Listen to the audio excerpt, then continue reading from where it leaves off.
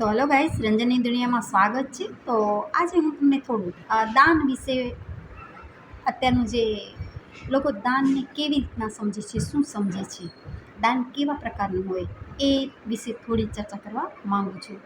તો સૌથી પ્રથમ તમે જે દાન કરો છો, શું કામ કે તમને કંઈ તકલીફ હોય અને મહારાજે કીધું હોય કે દાન કરજો, તો તમે એ દાન કરો છો। કોને કરો છો કે કાં ગરીબને કરશો અને કાં તો બ્રાહ્મણને કરશો। તો દાન એવું કરજો કે જે તમે ખાતા હો એવું જ અન્નનું દાન કરજો, અને જેવા તમે વસ્ત્ર પહેરતા હો ને એવા જ વસ્ત્રનું દાન કરજો, નહીં તો તમારું એ દાન કરેલું કંઈ યથાર્થ ગણાશે નહીં। કારણ કે જે તમે વ્યક્તિને, અત્યારે તો કેવું છે, ભગવાનને જે દીવા કરવાના હોય છે ને, તો એ ભગવાનનું એમ કે આ દીવાબત્તીનું ઘી અલગ આવે, સસ્તું આવે। લે, મેં તો હમણાં સાંભળ્યું, મેં કીધું આ કેવું કહેવાય? સૌથી બેસ્ટ ભગવાનને જેણે તમને આપ્યું છે, તમે એને જ સૌથી ખરાબ નિમ્ન કક્ષાનું એ દીવા માટે ઘી વાપરશો? જેણે તમને બધું જ આપ્યું છે એને તમે આવા માટે આવા ખરાબ ઘી આપશો? તો એવું ઘીનો દીવો તમારો કંઈ કામનો નથી કે લોકોને તમે સડેલું ફળેલું આપી દેશો।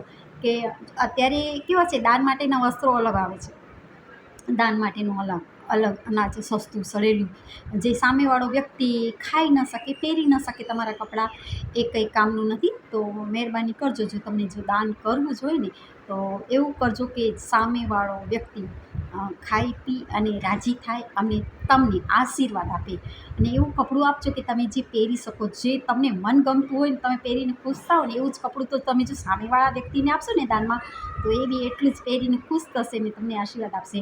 અને નહીં તો કહેશે હે આ શું આપ્યું સડેલું, અને એ સાઈડમાં મૂકી દેશો, તો એ તમારા દાનનો કશો જ અર્થ નથી।